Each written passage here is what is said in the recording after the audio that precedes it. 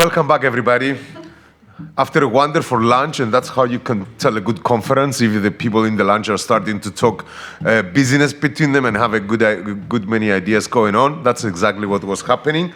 And now we are moving to the more creative part of the conference. We've assembled here a very interesting set of case studies and real implementations to show you. Some of these presentations have blown my mind away. I think you will be very impressed about what's going on. And therefore, without further ado, online we have Dr. Sofia Kompotiati, Associate Musicologist and Head of the Virtual Education Museum at the Greek National Opera, and they will make a presentation together with Stavros Kalimeris, who will come right after, the Technical Design Office Supervisor, again at the Greek National Opera. You will like this. Kalispera, good afternoon to all of you. I want to thank you very much for the invitation. I'm very happy to be here, and I wish I could be there with all of you. I want to congratulate, my name is Sofia Kompotiati. I'm working at the Greek National Opera. I am a musicologist, and among other things, I am head of the Virtual Educational Museum of the theater. I want to congratulate all of you. The presentations have been quite impressive for me and amazing, I could say. Mine is not going to be so technical, and you are going to understand why. You know, the metaverse environment and all these thoughts about AR, VR, I see that they are very popular in other sectors. In the opera, it's something quite new, and I'm going to present you these things. What we're thinking now at the Greek National Opera about this subject. You know, and I want to share something. If you had told me about this conference 3 years ago, I would not believe it. If you had told me 5 years ago, most possibly I would laugh. If you had said that to me 10 years ago, I was 10 years ago again at Greek National Opera working, I wouldn't understand even the words. Metaverse, VR, AR, and the opera. And I will explain the reason why I'm saying this.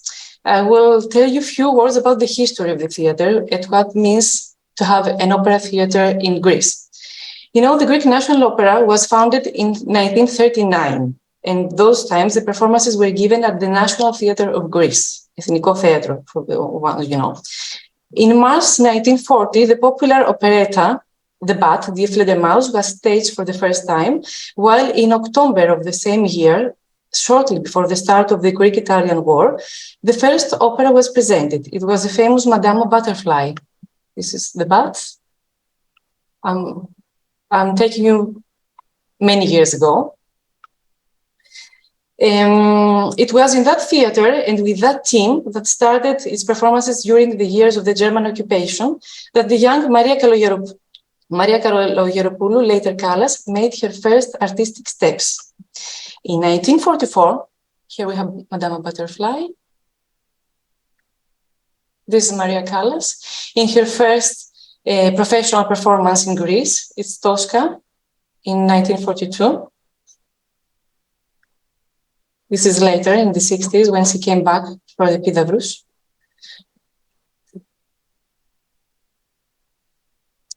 And in 1944, the theater became independent, and it was based in this first Olympia theater at the Academia Street, for the ones you know. Some years later, in 1958, the current Olympia Theater would be inaugurated. This is the current Olympia Theater, for the ones you know. During all these years, and generally speaking, under very difficult socio-economic and political circumstances, the Greek National Opera was developed on multiple levels. In terms of repertoire, okay, I won't speak about this now. In terms of collaborations with foreign artists and well-known theaters globally, but also in terms of expanding its field of actions. In addition to opera, operetta, and ballet performances, the Greek National Opera nowadays organizes festivals, concerts, musical theater performances, conferences, educational and social activities, as well as collaborations with research institutions. It's not so normal for an opera theater to do such a big agenda. to have a big agenda. Without a doubt, the defining moment in the organization's recent history was the relocation to the Stavros Niarchos Foundation Cultural Center in 2017. Now the GNO owns two state-of-the-art stages, the Stavros Niarchos Hall. This is the old theater, Olympia, and now we are here. Now the Greek National Opera owns two state-of-the-art stages, the Stavros Niarchos Hall and the alternative stage, the smaller one, stage of our theater. With the financial support of the Stavros Niarchos Foundation, the GNO began to present demanding productions with difficult technical specifications, large ensembles and sets, competitive to the biggest theaters globally. Nowadays, the Greek National Opera is considered to belong among the most prestigious theaters of the world, with co-productions with such theaters as the Opera Comique of Paris, the Royal Opera House Covent Garden in London, the Royal Opera House of Copenhagen, Denmark, and the Metropolitan Opera of New York. I should add, moreover, that top artists, singers, directors, set and costume designers from all the world come and perform in our theater. And that has been a very, very short history of the theater. I'm coming in our subject. It was almost 10 years ago when we first heard the word virtual at the GNO. Back to 2013, the idea of the Virtual Educational Museum was born. What was it and what it is? It is a site, it is a digital representation of the history of the theater since 1940s to the day, to today. It's a project in both Greek and English language with an educational and interactive character, open and accessible to all. Right now, the Virtual Educational Museum includes more than 12,000 exhibits, historical photos, set models, costumes, program booklets, posters, reviews, scores, audio, biography notes. It's the biggest library about the opera, we could say. The user can find rare photographs from the years when Maria Kalogeropoulou was a member of the Greek National Opera, sets and costumes by the famous painter Yannis Tsarouchis or Giorgio Di Chirico, and many treasures. Anyone can search and find information about the artists of the opera from all the periods. Moreover, everyone can visit the web page and run through the exhibition, timelines, e-compass, and education games to get to know the magical world of the operatic art in Greece. Last but not least, the audience can enter the virtual tour of the theater and feel like she is there. About this project, my colleague Stavros and Mr. Panos Parthenios will speak to you later about the virtual tour we made 2 months ago. The researchers may visit physically the archive we hold at the Stavros Niarchos Foundation, but at the same time, they can visit virtually the museum from their laptop, tablet, or mobile phone in their own space and time. But why the Greek National Opera went virtual 10 years ago, and now we have started discussing about VR? The Greek National Opera felt the need to go virtual because there was a need to become more popular to the audience. It had to become more familiar with the people of all ages, and especially the younger generation. It had to tell its own unknown story in a different way and concept. And the truth behind this is that, generally speaking, we should admit that the audience of the classical music and opera globally is quite conservative. Moreover, this kind of music seems somehow distant, difficult to understand, or even foreign to a large part of the society, globally, according to the researchers. The operas globally and the Greek National Opera had to invent a new creative way of making their existence known. And now we are 10 years after. We are after the Virtual Education Museum and after the pandemic. After the outbreak of the pandemic in March 2020, all the performances, domestic and international productions, were immediately cancelled. The doors of the theater closed for many months. Nevertheless, very soon the Greek National Opera was led to a new reality, creating new ways of communication, promotion, and experience of its work by adopting new ways of meeting with its audience. Let me show you some slides. This is from the virtual museum. I should have shown it before. We have here the virtual tour, the virtual exhibition.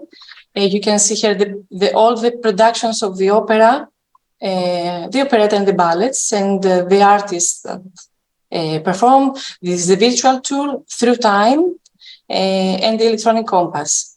All of them are free in the English and Greek. This is something unknown. Costumes by Alekos Fascianos, the famous painter. Costumes by the amazing Yannis Tsarouchis for media with Maria Callas and Epidavros. And now we are here.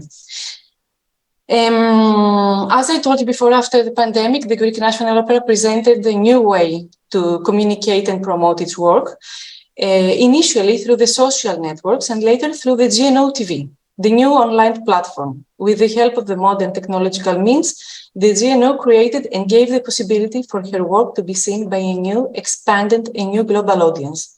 GNO TV presents new productions of operas, ballet, concerts, projects, sometimes with a ticket and most of the time for free. I should add that by March 2020, all the operas globally closed and most of the operas presented their productions through channels or other platforms like this. For example, the Bavarian State Opera in Munich canceled all the performances. That was a disaster for the theater and started screening via their television channel. And as well, the same did Vienna State Opera, the Metropolitan Opera as well. The Metropolitan Opera immediately decided to make its work available online, offering a 20-hour broadcast of great performances every night for free, and with a special on-demand service. This is a new term, on-demand for opera. It was in this difficult period that most of the theaters worldwide started thinking about the use of the virtual reality. Why? Virtual reality has created a new performance space and a compelling new way to tell stories. Leading theaters of the world have already created amazing narrative, virtual reality content that share it with their audiences in unique and inspiring ways. Irish National Opera in 2020 presented virtual operas in order to make opera accessible to all. Teatro Real in Spain, very famous opera theater, did the same thing with virtual operas. Spectators from anywhere in the world were able to enter with their avatar and sit in the stalls to enjoy the opera and interact with other attendees. Virtual reality changes completely the status of what we know as theater. In the theater, we have the performance. That means at the same time, all together. That starts to change. Virtual reality gives new opportunities in opera and theater and starts the discussion about, of course, heterotopias, as the famous Foucault explained, audience development, accessibility, and democracy about the opera. What means that? I should say that globally, more people would attend opera through screenings than in the theater. This happens for many reasons, and one of them is that opera is a very expensive art. It's very expensive for the theater. It's something that costs a lot. The production, the constructions, the travel expenses, and for the audience. The ticket is very expensive globally.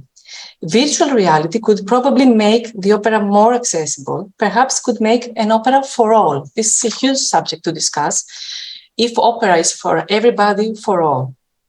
The pandemic changed completely the way we at the Greek National Opera think, take decisions, and work.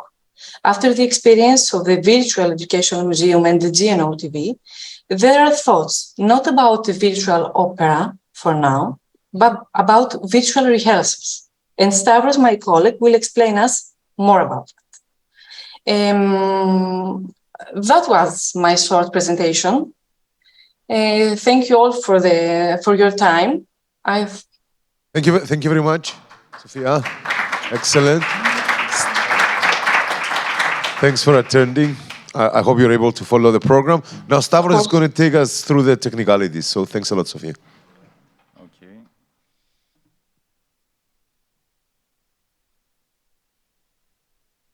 So, Sophia left it at some point. Actually, I'm the technician in the opera. I'm more in the technical design office, and we work into producing 3D models for the sets. We use DFMA in the opera, so it's manufacture and assembly processes. And I would like to show you how we came forth with an experiment with VR. With VR. This is our hall, actually.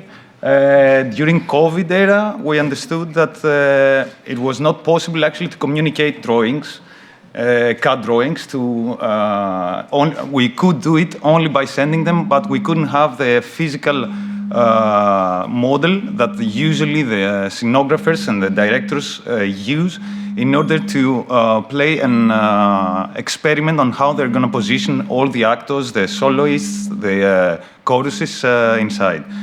So we thought, okay, so we have to do something. How can we help them first communicate? This is our hall. Our hall is a new hall. It's a huge one. Panos comes from the Digital Media Lab. So the first thing we did is we started searching from the design office who could help us with that. And one of the things that could be helpful is to have a digital twin, probably, on that. And one of the first steps would be a virtual tour. So we've already created a virtual tour in collaboration with the Digital Media Lab, which is going to be presented by Panos, and we're going to see that also there is also a point cloud that was given to us, and we are planning soon to have the digital twin of our opera hall. So more into my subject, I want to explain what VR and AR seems to us promising. This is the production, the life cycle actually of a set and the production method in an opera. As you see, it's a long process and it has a lot of actors and stakeholders inside.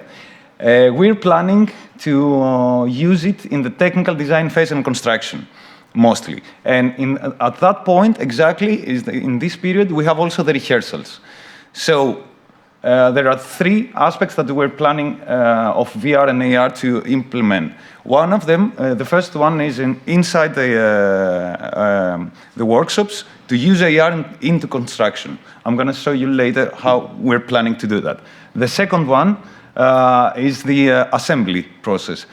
It's really useful to have the machinists and somebody else when you have a co-production and you want to communicate the assembly process of a set that you've built in your workshops. You can communicate that through VR and AR. Actually, for me, it's more helpful into construction process AR. And the third thing is we want to create a workflow for a rehearsal. But there is the most complicated one. We need many actors to be inside the VR environment with a 3D model of the set in a digital twin of our hall and let them interact and have also digital assets like props or set elements. So to have them all inside instantly and make it also possible to have zero latency in sound is quite demanding, and we're going to check it. So I'm going to fast forward, show you how we end up. The Spark was the technical design office, and we have this workflow.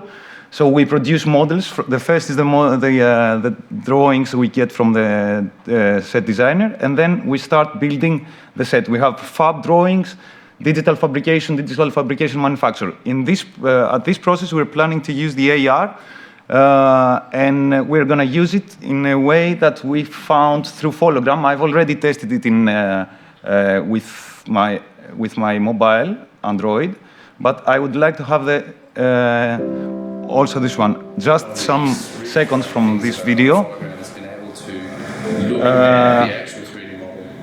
You can take the 3D model from Rhinoceros 3D CAD, and then you can project it to HoloLens and let the technicians, instead of getting paper drawings, use the model, and follow it. This is, for me, one of the most promising in technical design and construction applications of AR. Quite interesting also that you can, already we have problems like how to communicate non-uniform shapes. We have really strange stuff to build that they are not like a circle or just an ellipse, but really curves that they are not. You cannot produce them with easily with our current production methods. So next one, sorry, I need. This is the assembly drawings, and this is the second part after we finish the fabrication drawings. So we're going to use all those assets and try to create libraries so we can upcycle them later and communicate to the assemblers, who are the machinists on stage or in co-production other technical departments. We can communicate them and have them as digital assets. It's part of what we're going to try to do. Here I found from mass timber, that's another thing that I'm following and how we're going to implement it. Mass timber construction, which is also assembly construction, so it's prefabricated off-site and then on-site. They use QR code in order to communicate what they're going to build. And imagine that you could also try to have it piece by piece.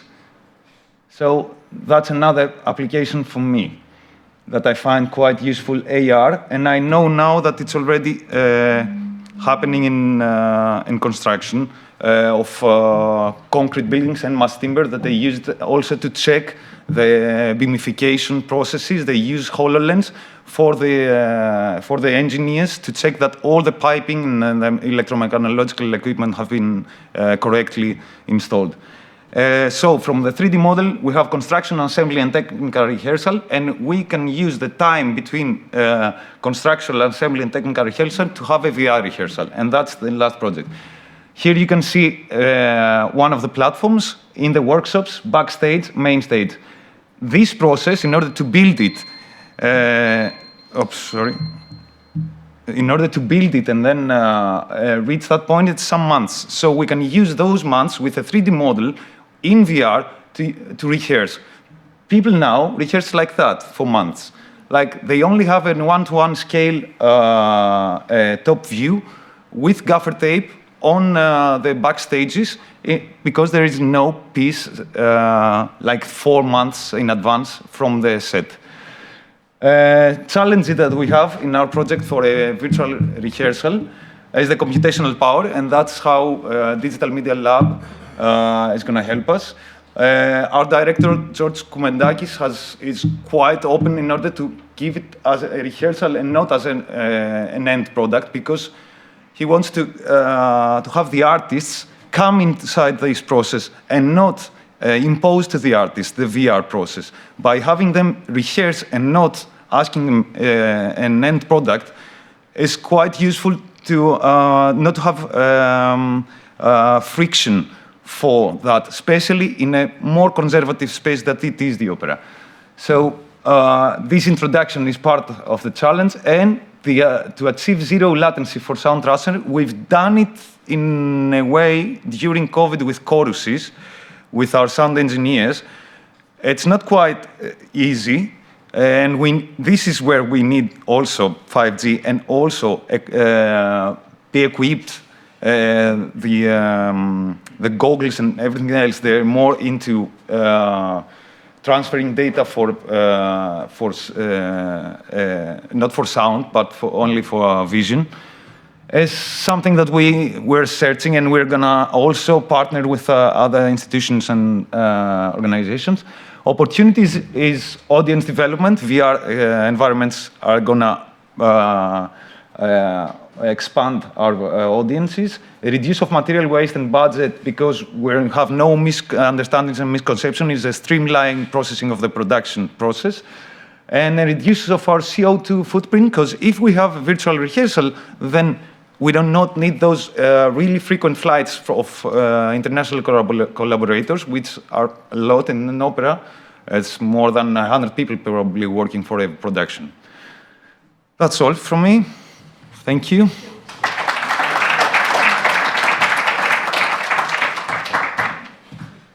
told you this is going to start getting a lot of fun. I mean, who would expect that the most advanced applications will start to be in the National Opera? It's fantastic.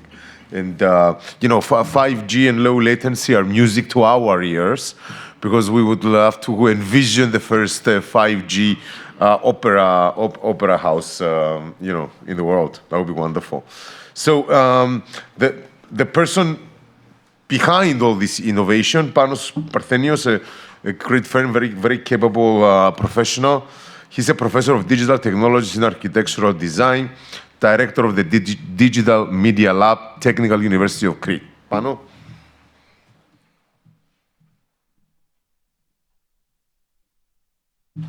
Thank you, Maria. Sure.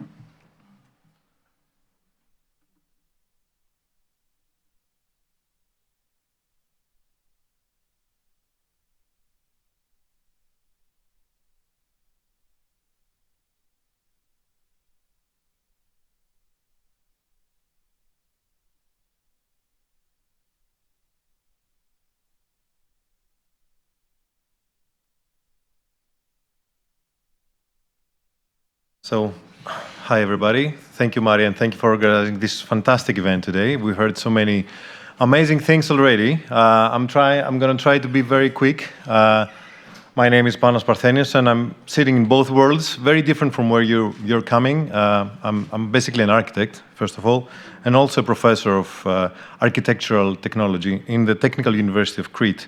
I'm running also for the last 14 years the Digital Media Lab in our school, doing lots of things with advanced 3D modeling, virtual, immersive things, augmented application, digital culture, photogrammetry, and also playing a lot with music and architecture, which is our favorite little kid there. And through these years, we've scanned different monuments with using only very simple technology, just cameras and cell phones with no expensive software or hardware. So our students get acquainted with these kind of technologies and how they could be inserted into the world of architecture. We've also tried to bring VR into our curriculum a couple of years already, trying to build virtual museums and trying to understand the space that the VR environment needs. And this is where it actually comes to us.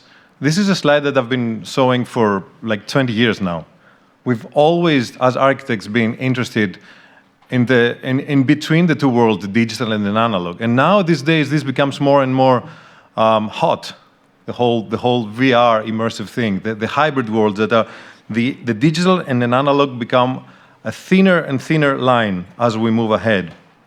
Before I jump into the GNO, the Greek National Opera project, I'm going to show you a few quick projects to understand where we're coming from, working with galleries, museums, libraries. One of the applications we did 2 years ago for the Greek Revolution, the 1821, for the Municipal Art Gallery of Chania was the Georealities. We had the honor to have a very special collection, the collection Krasaki, that the Greek president also was present and inaugurated the event.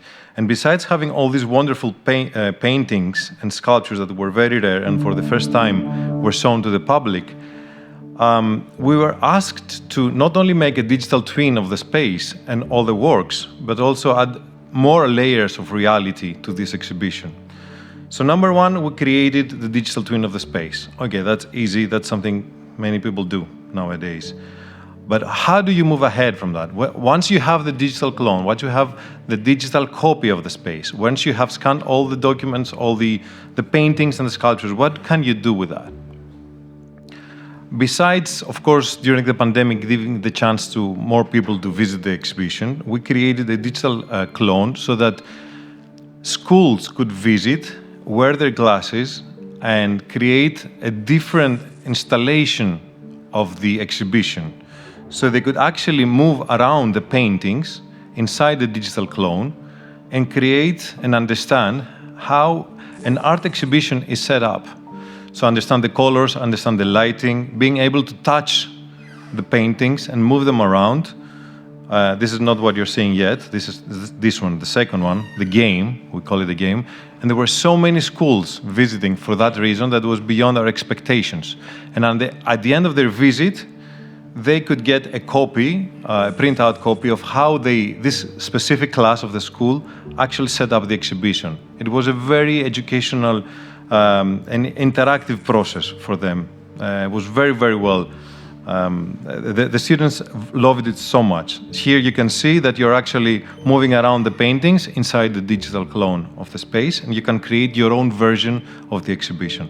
And then the third layer was taking 3 very rare 3D sculptures and creating an AR application. So for example, we see these 3 little sculptures that were very rare and for the first time being shown to the public. And our students, because don't forget we're not a company, we're a public educational institution, we're a university. So our students have built all these things. They built this little application for AR where this very small little sculpture is playing, actually is getting alive, and it's playing the spring concert in front of the painting of his father. This is a famous painting from Nikolaos Gyzis. So the students could see actually the little sculptures get live in front of their eyes, and as you can imagine, this was very well.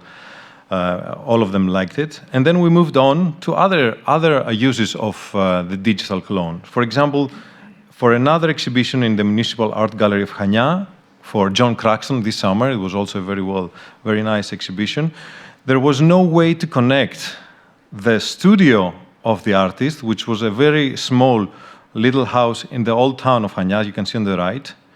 There was no way that somebody could visit that. So the idea was, how do you connect the 2 spaces? You're inside the Municipal Art Gallery, you're visiting, and you have some gates that you can enter through the studio of the artist, and you can see how he was working, the view he was looking at from his window, the textures, his clothes, his living room and everything. So you could connect the 2 worlds very easily. And the third project we're running right now has to do with the mansions in Kifisia. Kifisia has lots of these mansions in the area, and we're creating digital clones, not only for the VR exhibition and for the digital path, but also for AR, so you could compare through your cell phone and understand the typologies of the mansions, get construction details, historical details, and abstract models you could understand and compare the architecture of the mansions between them. Now, this is where it all started 2 years ago. We managed to get this mini supercomputer, we call it, from NVIDIA and HP, trying to put together a strong NVIDIA server, let's put it like that, with 192 gigabytes of GPU. That's for you that you're coming from the tech world might seem okay, but for us in an architectural school, in a Greek university, it's something that we're fighting every month to get, like, budget for printing paper and ink. It's something quite of an accomplishment to get it through the private. It was a very big thing for us. So once we got that, Lyriki, the Greek National Opera, came to us and said, "Wow, you have this little machine over there, so maybe we can do something together. You're using that as a collaborative environment to design and analyze monuments." And this was the idea exactly, have a 3D model and have up to 8 users, architects, working on the same model together, editing the model at the same time. So Lyriki, GNO, came and said, we could use that to create a rehearsal environment for opera during the pandemic. And this is how our collaboration started. We scanned the space. You can see here different visualizations of the point cloud of the scanned space that gives you a different perspective of how these spaces are constructed. And it's not only what you see from the audience, but there's all the machinery around. And it's much, much bigger than you think. So the first thing is to create a digital clone. Somebody can actually visit the space. They can go through all kinds of spaces, not only the ones that you could see, but also the backstages, the lobby, the central scene, and the 3 main huge backstages. And not only that, but after that you get a point cloud, which is quite interesting to do something with it. And I'm going to tell you what we're going to do after that. This is the main idea, the concept of how we are building this VR rehearsal platform system. We've done some experiments. We managed to build 8 virtual machines and then do a GPU pass-through so that the 8 users with their simple and cheap Oculus 2 can use the GPU power in order to run remotely the rehearsal from their own space or their own country. And that was quite a challenge for us. Let me remind you, we're not coming from the computer engineering world. We are architects. So it was quite demanding, but collaborating with the School of Engineering, the computer engineering, we managed to make this work. Then we got the sets from the GNO, and this is the process that Stavros just very successfully described before. And we're building the application now in Unity so that these kind of users, the opera director, the soloists, conductors, light designers, costumes, can collaborate on the actual set, be able to move around the pieces of the set, be able to change the lights, and do the rehearsal. The benefits, Stavros talked about it, it's to be able to collaborate ahead of time, not just the last few days before the opening. They improve the environmental factor and lower the budget, and also use it as an educational platform for technicians and others to get educated. The issues, I would say, first of all, one of the issues is to understand which parts of the process need to be digitally remastered, which ones should be eliminated, and which ones should be new ones should be created. This is always a question when it comes to taking a traditional process and move it to a digitized version of it. And many software, as you very well know, have failed because they just tried to replicate exactly what's happening in the physical world. Autodesk has some interesting stories there with failure of products. Other companies have it too. So you need to understand which things have to be done differently when you go from the traditional to the digital. And of course, audio latency is an issue, even though we're not talking about a production, we're talking about the rehearsal. So during the rehearsal, some audio latency could be acceptable. Nevertheless, we're both here today to find collaborations and to bring 5G into our game, I think. The other things we're planning to do with GNO is 3D capturing their costumes and make them available to avatars so that you can have it with motion and try to wear them, not just static 3D models. Or, very importantly, how do you bring all this fantastic archive that GNO has, how do you bring it out to the people in the city? How do we as architects decide which spots in the city, squares, buildings, bus stations, different spots, which are the right spots and what is the right material to be projected over AR so that you can bring all this history into the public, into their everyday life? And the last thing we're going to do with GNO is this workshop we just decided to do, and it's going to be part of the 100 years of Maria Callas. It's going to be in the fall.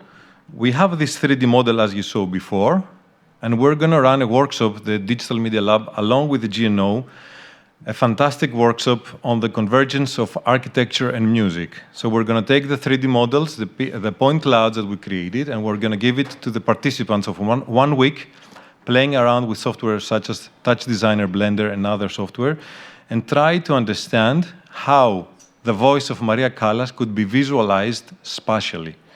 So how would the space behave if Maria Callas was singing Tosca versus, I don't know what, I'm not an expert. And a few words of another thing that we're trying to do right now after GNO has to do with the tourism and the culture. I'm going to be very quick. We did this Crete 3D program like generations ago, that was 12 years ago. One of my students at Harvard told me this is 7 times, the internet time is 7 times plus, so this is like a 100-year-old project. So we promised them that we're going to bring, 13 years ago, all the monuments of Crete on the internet on 3D. And in order to do that, the only way to do it was to use diagrams, to use abstract models of information, and have different levels of detail. So we managed to actually put everything together and run it on a website on WebGL. But now the idea is, how do you take that, all this material, and bring it to today and try to use VR for this? What would be different?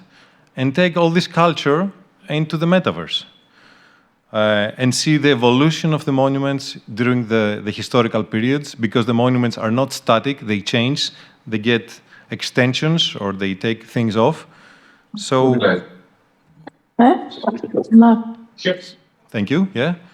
So the question is, which prefecture is going to be the first one in Greece to bring its culture and metaverse? I think there's an opportunity here, and we're talking about culture. We mean actually culture and tourism together, because as you all know, this blends, and I'm sure we're going to hear the next presentations about tourism and culture. So I think there's a huge opportunity here, and for us architects at the same time, since we're talking about all these things, we have the obligation to design for all these new kind of people who are working out there. So the last 2 years we're working on the notion of digital nomads, and this is something very hot in places like Crete, but it's not going to be only Crete, it's going to be all over Greece. So we're trying to understand the digital nomads' needs. We're designing for them, along with Marketing Greece. We do some courses, and our students start designing spaces which are not only for the physical, but also for the digital world, and for people who don't have a space, a specific space to work from, but they move around between the physical and the virtual. Thank you very much.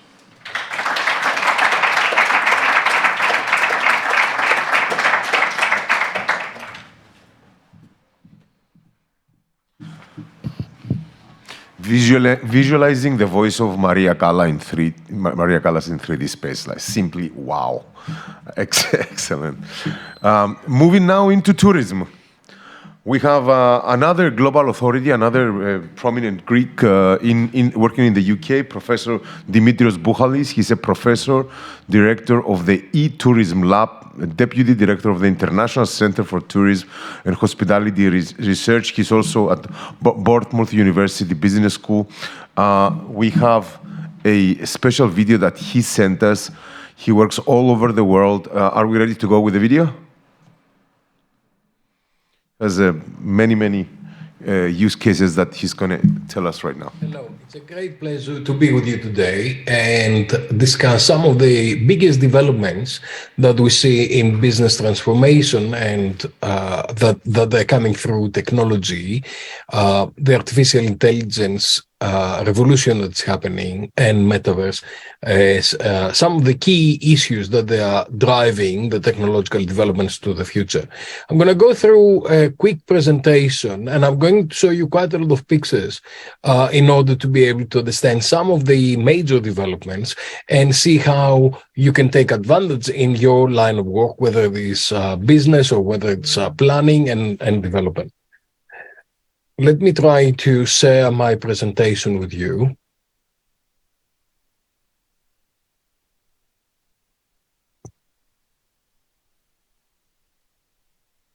So basically, we are looking at the business transformation because of smart tourism in the AI, robots, and metaverse era. And I think all of those things need to come together in order to be able to be understood and in order to elaborate on all the impacts that they're going to have in society. You can see some of the latest books, including the Encyclopedia of Tourism Management and Marketing, the Gamification of Tourism, and the Smart Cities and the Sharing Economy, that they're dealing with many of these things. And of course, the Encyclopedia is much more holistic and is bringing several issues together, including technology, smartness, and it brings together all the different elements of tourism and how tourism is getting, how tourism is becoming a key catalyst for developing the Sustainable Development Goals and making sure that they contribute to society. In the encyclopedia, I'm concluding with a pyramid, and the pyramid says that there's the tourism system on top, where technology is one of the bridges between the demand and the supply, And we've got all the different other elements that they need to be managed, including the tourism development and planning, market forces, exogenous variables, and technology, and the infrastructure. So a lot of the developments that we are talking about are coming into the infrastructure that's going to be changing things. Within that, you have the vision of 2030. And the vision of 2030 is that we are going to have society, business, and tourism that needs to be smart and agile and support co-creation of knowledge and value for all the stakeholders. It's really important that all the stakeholders benefit from the technological developments, and it's very important that the entire systems and the infrastructure that is developing is anthropocentric and value-focused. Smartness takes advantage of the interoperability and interconnectivity of integrated technologies to re-engineer process and data in order to produce innovative services, products, and procedures towards maximizing value for all the stakeholders. This really enables the shaping of products, actions, processes, and services in real time for the entire network. And that is really, really critical. When we're talking about smartness, we're not talking about technology, but we're talking about the entire network that's coming as an infrastructure to support the smart city and the smart tourism and the smart customer. So you really need to think about what makes a city smart and what makes a destination smart, and how all those things are going to come forward to support us in the future. Smartness and agility take advantage of networks that they use interoperability, interconnectivity, and they're supported by the Internet of Things and the Internet of Everything. We really need to have a range of sensors and beacons that are all coming together to connect the different entities and use big data and data analytics, as well as social media, Web2, and user-generated content to support the entire ecosystem in terms of technological development and to support the value co-creation for all the stakeholders. When you bring smart cities, what we see is that there are different layers. So you've got the physical layer, you've got the data layer, you've got the technical layer, you've got the business layer, and then you've got the experience layer. All of those things need to be coordinated in order to be able to deliver the range of services that users need. Now, when you are looking into this, smartness is not about technology alone, but it includes human capital, social capital, governance, and innovation. And you can see here how all of those things are coming together in terms of leadership, human capital, experiences, innovation, and social capital to support layers of services in terms of the smart city, then the 6 A's of tourism, where you've got the amenities, activities, availability, accessibility, and all those things. And then you've got the tourism competitiveness and the tourism experience. What we've established already is that in order to create smartness, you need technology, you need people and the social capital, and you need leadership. And here you are bringing together economic actors, technological actors, and social actors to work together towards creating innovation. And those innovations are coming then to create the tourism products and service across different industries. And of course, when you're looking into the destination, you really want the entire destination to come together as an entity, as a network of networks, and look into how you can take advantage of leadership, human capital, social capital, innovation, and technology to support development, proactive and reactive, and to create real-time response systems that they understand stimuli of that they happening because of any reason, and then address those things in the future. Now, moving forward, what we see is that there are several technological developments that they are changing dramatically what we'll be doing.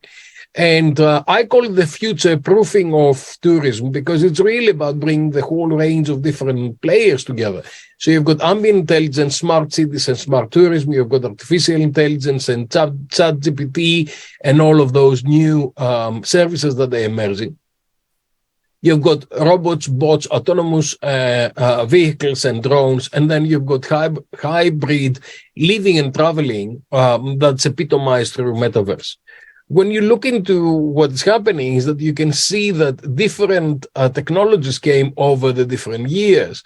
And in the last few years, we were using more virtual reality and augmented reality on top of all the other technological developments that we had in the future. So after 2022, we see Metaverse becoming a reality because what's happening is that there's a lot of language and image recognition capabilities that has been developing.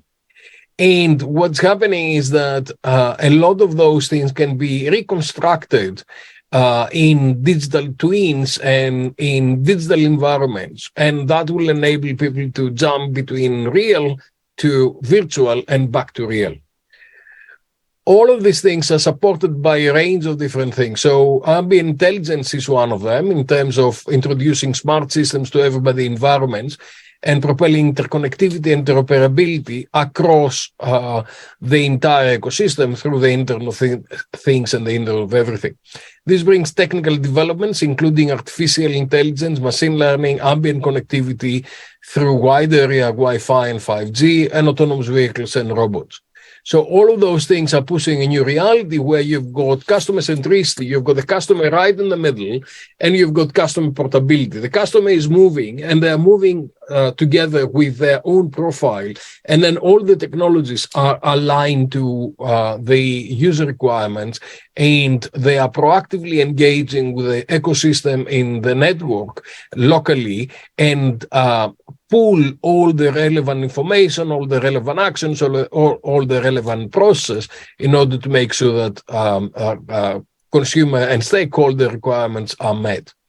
When you're looking to the future, you're looking to robots, and robots are already here, and you can see them in various applications in different places. This is in Century Grand Hotel in Hangzhou.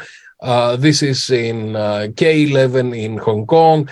And you can see some of these anthropomorphic robots that are emerging, but also you can see a lot of other types of robots like voice-activated robots that enable people to communicate with different players.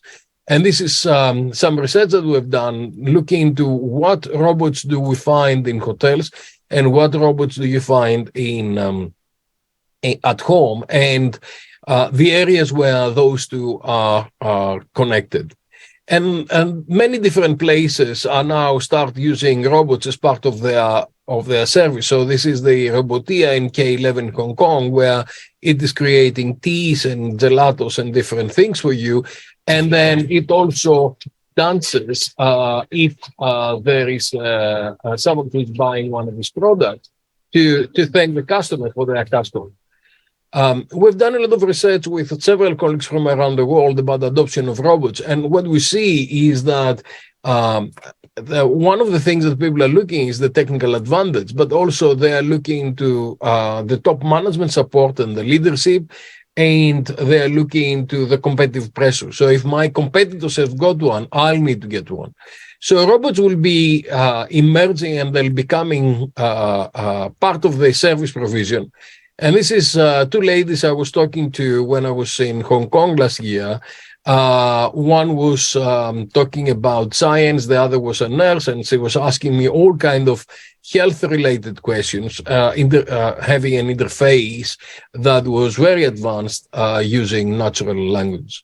And a lot of these things are empowered by artificial intelligence, and you have seen in the last few months the ChatGPT and several other players coming forward with their natural language conversational tools that emerge to provide a very wide range of different opportunities and challenges that they are changing marketing and management. We've looked into how those things are going to change the demand and the supply of tourism. And from the demand side, you find information finding, building itineraries, searching for specialized services, eliminating choice, developing dynamic itineraries, and sharing content dynamically as well when people are going around. And then you see on the other side, you see concierge services, you see marketing context, content text, you can see menu engineering, developing menus, fact-finding, identification of resources, social media and organizations' own website. So all of those things will be empowered by ChatGPT, which will enable people to connect and do a whole range of interactions in a natural languages. And you can see recently that the GPT-4 as a new release that is supporting even more reasoning capabilities and a much better accuracy. I mean, I keep repeating to people that this is a very young child that is learning how to do these things. And of course, gradually we're going to a situation where the young child will be understanding audio, video, images, text, and different things. What you find here is that what we currently know and what we currently find on Google and how results are presenting versus the output of ChatGPT. So this is about traveling for 4 days in Riyadh in Saudi Arabia, which I just came back from. And then I challenge the system and I say, what about if I'm a wheelchair user? And then you've got customization to the needs of different users. Here I've said a similar thing on Bing, and I asked the Microsoft bot to provide some recommendations. And the interesting thing here is that this is expanding to different things. So I said, okay, what about culture and attractions, and then what about food, and then it suggests different things about the food, and it's expanding what you're actually doing. So it says, I want to try kabsa, and then it gives me the recipe and gives me where I can have the best kabsa in town.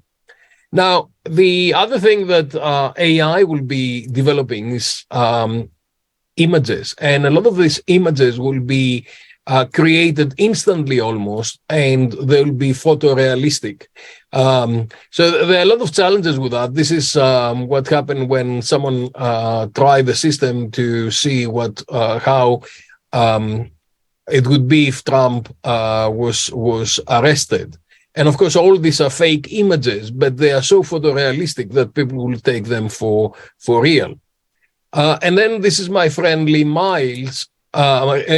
Mallon, who actually designed the MR Lee Hotel collection, which with his daughter, they spent about 7 hours, and they used Midjourney, ChatGPT, and Canva to create 5 unique hotel concepts, a 27 pages brochure, and to underline the visuals and everything that was going. So artificial intelligence is supporting the development of user-generated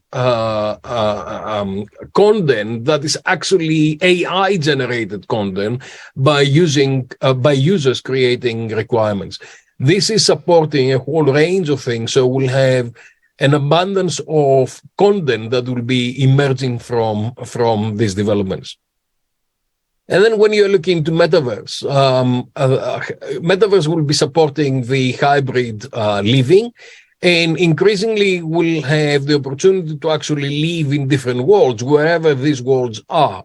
So you'll be able to use intuitive machines to have an immersion in an illusion kind of experience that they're taking advantage of a whole range of actually real and fake environments that they're all blended towards creating that experience. We have never had the opportunity to do that before. This is based on the development of technological tools from the Web 1, Web 2, Web 3, and then augmented reality, virtual reality, and mixed reality, which provides the background to create Metaverse. And Metaverse is based on using a whole range of different elements of mixed reality, and it's really about blending all of those different things from augmented reality, virtual reality, and mixed reality to enable users to operate in an environment that is very illusionary and immersive, but also it's very it provides opportunity to live in the digital twin of what we've seen already in reality. Again, here you can see various presentations that we developed recently on augmented reality and virtual reality and mixed reality and how those are coming forward. Now, I'm not going to play this video, but it's really about how you are playing anything keep the metaverse different travel players in this immersive environment where different organizations will be able to present their own when the metaverse is by far the environment. cheapest, safest, arguably the most entertaining way to travel. So what we'll see is that we'll see organizations developing metaverse experiences before people traveling, so they can experience the destination. Then we'll have augmented reality to support people while they're traveling and get them involved with their environment. And then we'll have the after environment, after the visit, where they're going to be able to bring different elements of their experience together. What we see is that before traveling, people will be able to experience where they would like to go and understand what is the value that can be created by this process. During their physical visit, they'll be able to build their daily itineraries and also explore the different resources and get to know more of the different resources. And after the physical visit, they'll be able to collect memories and nostalgia and be able to re-engage with places they have been in the past and see how they can take advantage of those places. Now, tourism organizations at different stages, they need to come together and create all this content to support customers and develop what we call digital twins. So they'll enable stakeholders to operate physically and digitally in a seamless way and develop a range of experiences for them. And of course, an ecosystem is developing where this is the customer journey where people are going from before the trip, during the trip, and after the trip, and they're engaging with the different players on the digital, illusionary and immersive environment. But in order to do that, they need to communicate with different players from the tourism sector, as well as the people they know, travel experts, other travelers, and local people. So it becomes a much more complicated kind of approach to enable the interconnectivity and interoperability in that kind of new environment. And I'm providing reference for you as we're going along so you can read the papers and the research that's behind it. So in different destinations around the world, people start developing different applications and different metaverse options to be able to show to people what their destination is about. So this is from Chengdu in China, and it enables people to understand what Chengdu looks like and how they can engage with the destination and really understand if this is what they would like to do.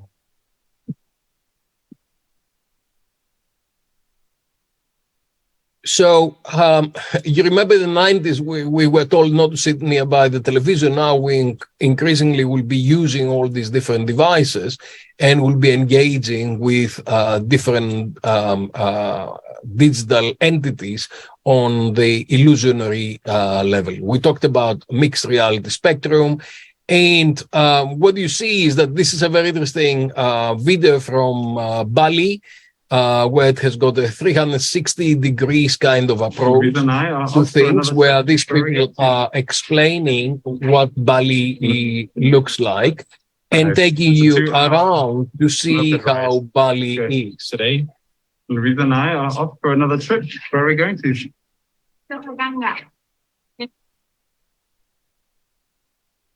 I don't have all the time to be able to explain that, but these are some of the environments where people will be able to engage from their comfortable environment and explore some of these experiences.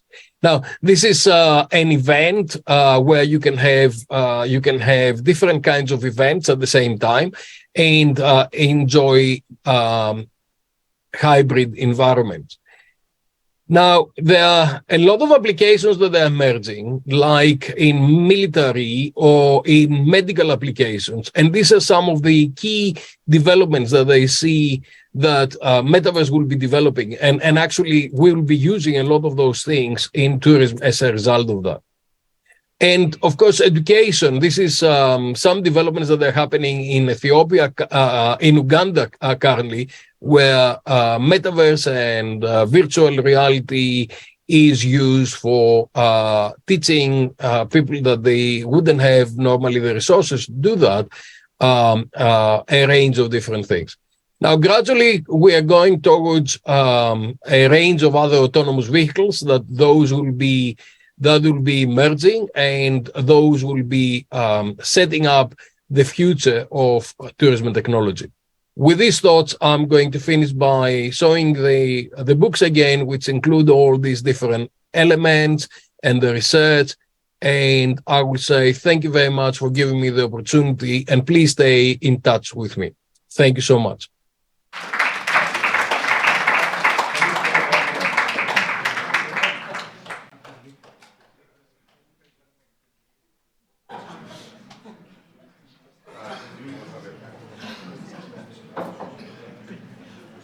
I know.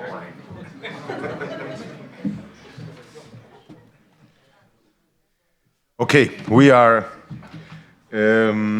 getting in an even more accelerated mode from now on. I promise. I promise. We have with us Mr. Dimitris Efremoglu, Managing Director of the Foundation of the Hellenic World. He's here. Please, sir, take it away. Hello, good evening to everybody. I'm going to discuss a little what you heard before about tourism and experiences that the tourists can see. I have prepared a video with my speech to be more organized and timed better. So please enjoy. You may start the video.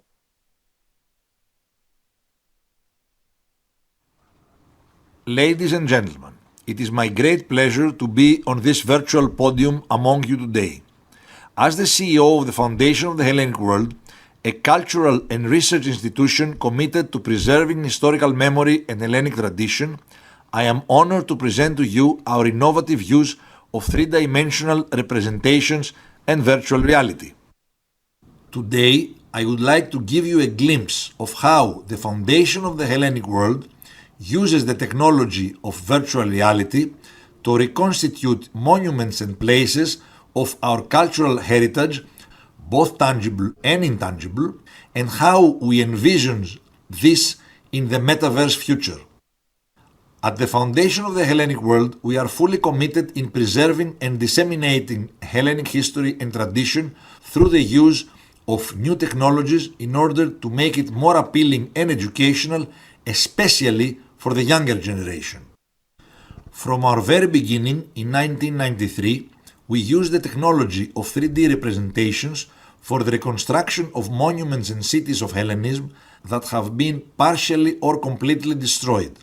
The whole process, from research for the scientific documentation to the creation of the 3D models, have been carried out at the Foundation, working together with the archaeological schools that have excavated the different sites.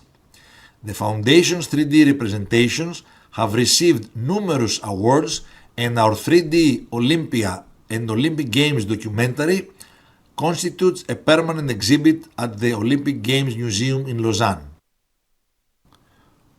Solid historical documentation accompanies all of our virtual reality representations, providing a complex view of the environment's political, economic, social, ecological, and cultural aspects linked together by a systemic relationship through the non-physical interaction with objects in the VR world. Since from the beginning all of our assets have been digital, we are, in a way, native in the digital era. But because apart from the virtual presence, you also need a physical presence, we created Hellenic Cosmos. Hellenic Cosmos is the cultural center and museum of the Foundation, an ultra-modern center that stands out for its innovative programs, interactive exhibitions, interactive virtual reality theaters, augmented and virtual reality rooms of the latest technology, where our visitors can experience our digital creations and exhibitions, either real or virtual. Our approach works both for tangible and the intangible heritage assets, meaning that it can recreate a theater in ancient Miletus or a temple in ancient Priene of the 2nd century BC, in the same way that it can recreate the ritual of asking for a prophecy at the Trophonius oracle described by Pausanias during the 2nd century AD. Virtual reality is a powerful interactive visual tool which acts as an enhancer of perception, approaches the historical process with empathy, giving emotion and imagination to the historical material, and thus enhances the interest of the visitors. This is mainly possible, ironically enough, through the oldest of rituals, storytelling. Storytelling is a crucial aspect of VR representation. It redefines the axiom of the existing ways of crafting a story. The virtual experience is the new theatrical experience, but done in the 21st century and with the full technological range that this period in time is providing us. Storytelling, moreover, can enhance the experience combined with the VR abilities because it can modify the linear presentation and move forward and backward or modify the duration of specific parts of the presentation, creating complex relationships in space and time. The human factor in the context of virtual representation comes with the introduction of characters as educational assistants or even characters of the narrative that are part of the story. In our Hagia Sophia production, the one who unravels and untangles the myth is the 3D modeler, who must understand the structure, design, and transcendental character of the monument in order to digitally reconstruct it and interpret it for the viewer. He is the storyteller, and from his point of view and his own experience, we will see the narrative. The story is assisted by the representation of key historical figures of emperors, architects, and patriarchs and others that lived in the actual times of the narration, and their depiction is kept as close as possible to the actual historical facts, drawings, or sculptures about them. In this light, a shared immersive persistence experience with an inclusive storytelling that will draw people in the 3D virtual spaces as the Metaverse is the next logical step for us. We envision the multiple 3D virtual worlds that we have created that are now only visited by people that are physically present in Hellenic Cosmos to be accessible by visitors in remote areas just by using a virtual reality headset and entering themselves in the VR world. This can be done either for pure educational purposes, by a school in Patras for example, that will be able to be shown around our virtual reality worlds, like Olympia or Delphi or Miletus, by our museum educators like they are actually in the ruins of the actual places in Greece or Asia Minor as visitors and see the agora, walk up to the theater and hear the actors that rehearse a play, or purposes where members, for example, of the Greek all over can take in Hagia Sophia as clergy or warriors of the Michael Palaiologos at his coronation. We also aim to create with academic departments genomic and data direct ancient humans from burial sites that can narrate the stories of humans who lived in the past, create avatars visitors can themselves. Is a great opportunity center to open education to users that cannot physically reach it, the offered services to of its potential. Thank you very much for your time, and I hope to see you either really or virtually to our cultural center, Hellenic Cosmos.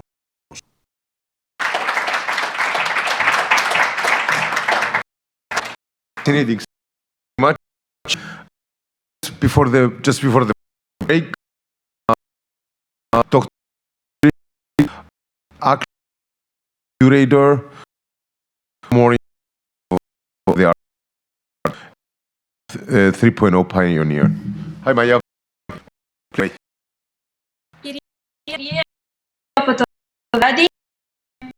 Yes, thank you for our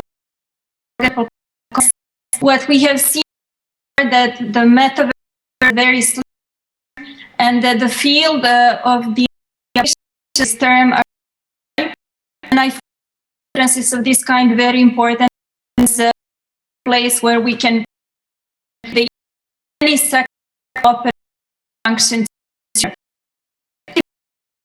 people who this exhibition to from very concept of it to very big things like painting in a nation, especially drawing example of thinking diverse essence of curating where to paint. This thing that is this is a digital twin of our human existence. It's not. I was exhibition in the metaverse that have and some stars are super tall. So it turns when we humanism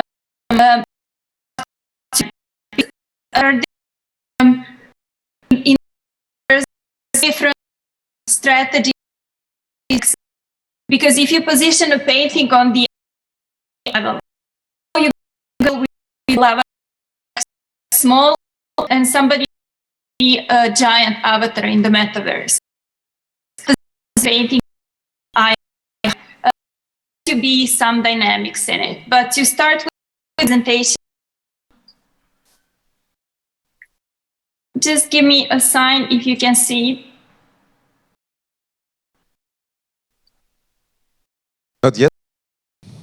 Okay. Just a moment. It says that I'm sharing my screen. Right. Okay. So this is a very broad term. Some people to the world, I will argue in my presentation that it's much more than a mirror of our human experience. We are also to also all the formations or primitive infrastructures when their relation to their. And we can talk legacy, and we can also talk forms which are connected to the industry. And we all know that in the industry often very what's going to happen, what are the and don'ts technical other. Okay. There are parameters that bring your attention to. I'm directly connected to the metaverse, and it's a deep making.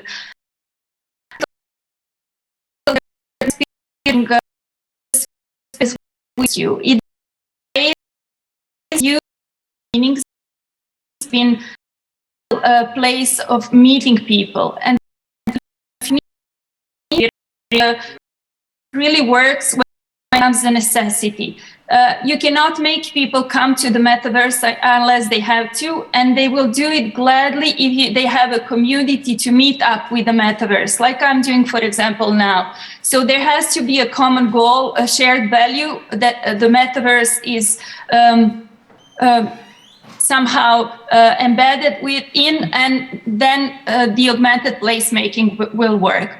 The expanded public sphere. We always think of the public sphere in the metaverse as a universal public sphere. But what digitization has brought to us is that it's not a universal public sphere. There are many, many niches of the public sphere and many communities and sub-communities that we have to cater and to care about.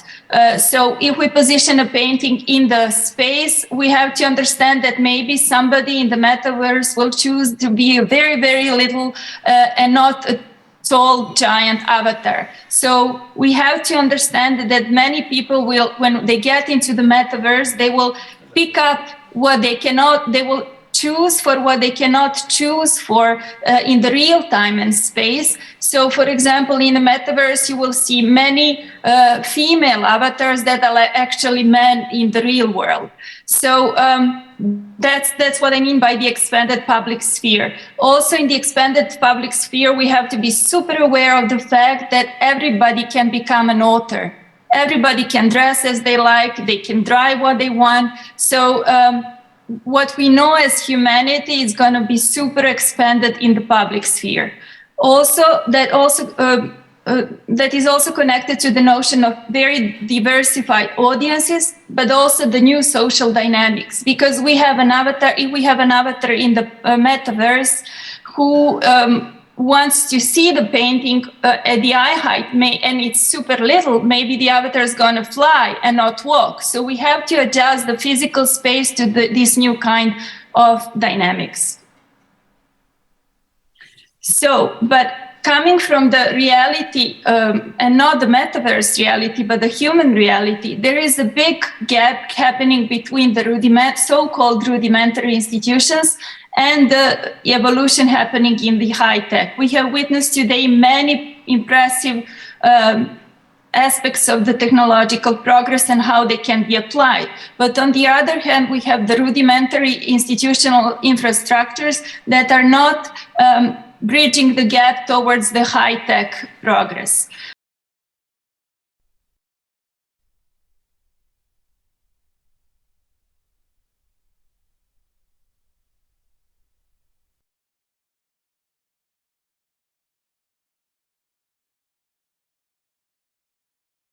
Values, and if we want to talk from the position of an art institution, we have to take them all into account. Also, because the metaverse has emerged from the gaming industry predominantly, there is this difference between high and low art. There was an example of an NFT artist who became she was all over the news because she said, I'm exhibiting my NFT art in the Louvre.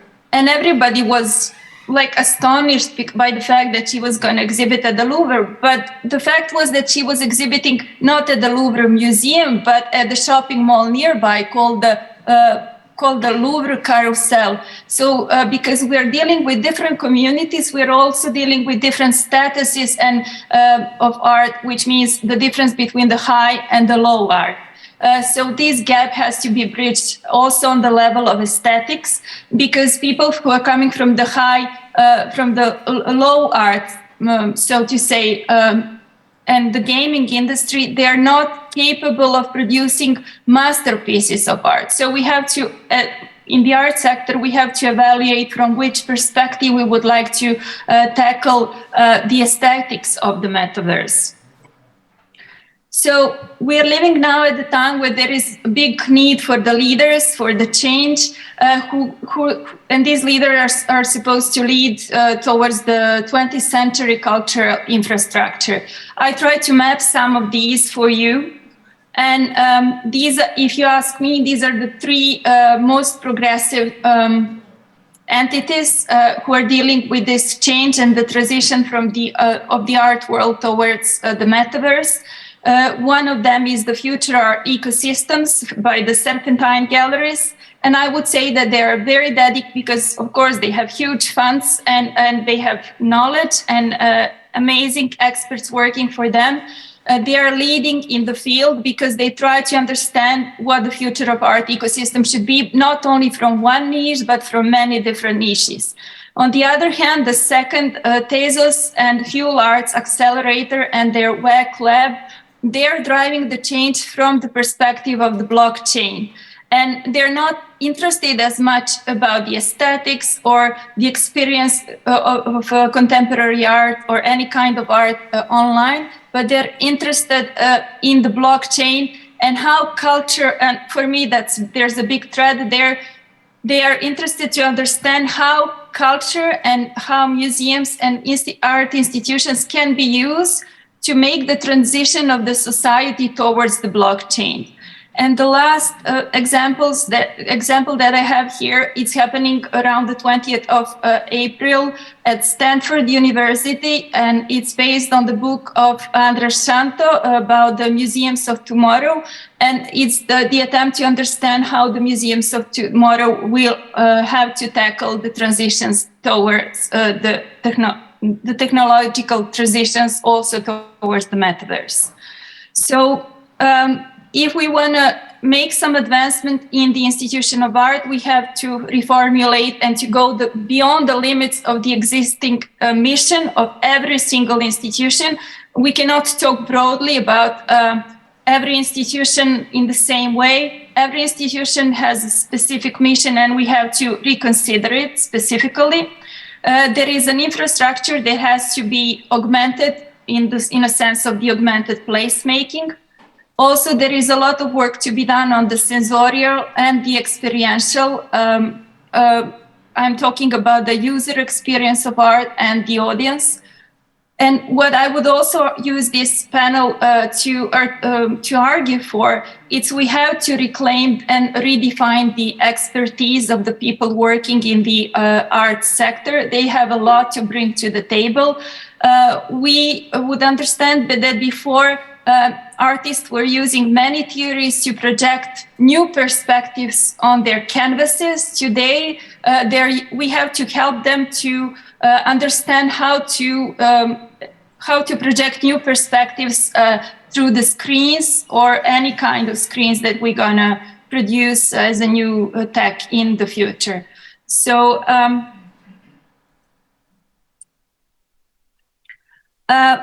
if the museum as such is a white cube, a typical white cube where we're going to put the paintings in. It's not anymore. And I took this diagram from the Future Art Ecosystems. It's open. They have amazing 3 books about future art ecosystems. They dedicated a lot of research about it. So what we are aiming for in the future is the user experience of art that focuses on art experience rather than the artwork as a rare object. Because in this new space called the metaverse, we are no longer talking about the static information. We are dealing with the information flow, and we have to take this into account. So every institution, knowing its own mission, has to do some kind of infrastructural prototyping. It has to be absolutely redefined. So, and this is one of the most interesting definitions and that can help the mission of any art institution is how to approach the digital transformation that asks cultural institutions to think holistically about their missions and capabilities through a user experience of art lens rather than attempting to translate their in real life activities into the metaverse realm. So the question is going to be in the future, who's going to do it? Who's going to redefine the mission of the institution? Will it be the tech people who are promoting the blockchain agenda, or will it be some private company? I think if we are talking about the transition of the museums and art institutions on a state level, we have to understand whose agenda we are delivering, and this is a very, very sensitive issue, according to me. So I would say that it is super necessary to invest on a state level in research and development, because metaverse is so much more than a real world simulation. There are so many decisions that have to be made. And who's going to do it? If we allow people who are from as I said already, the crypto world, then we will understand that it's going to be a serious political decision as well that will shape the humankind in the future. So let's try and accelerate it a little bit because everybody's a little bit, we're running a little late. Thanks at the end of the presentation, I just want to argue for the expertise that has to be involved in the transition. And I just want to say that the museums, and as such as we saw them, the space is augmented. It's already happening. The walls are crumbling down, and the metaverse is more than a mirror world. Thank you, and good luck. Thank you so much. Thank you so much for your presentation.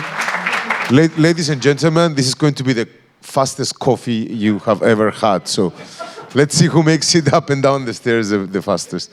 But we have to catch up time. We're understandably and admittedly late.